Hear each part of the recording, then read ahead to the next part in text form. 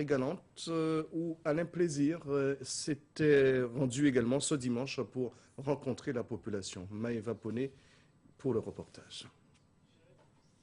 Alain Plaisir, tête de liste de Alternatives populaires et citoyennes, ancien inspecteur des douanes, membre de l'Observatoire des prix et auteur de nombreux ouvrages économiques, a tenté de convaincre par des chiffres.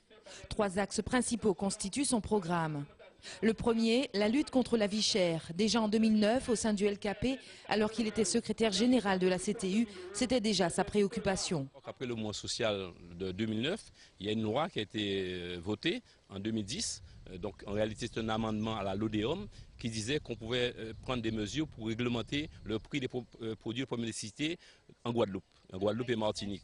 Donc la loi est sortie, la loi existe, vous pouvez aller vérifier. Par contre, les décrets d'application ne sont pas sortis.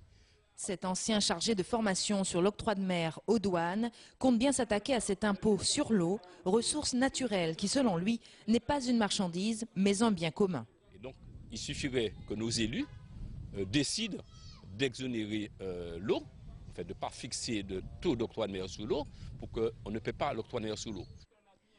Il en est de même pour les médicaments. Selon lui, certains produits de confort sont exonérés de TVA.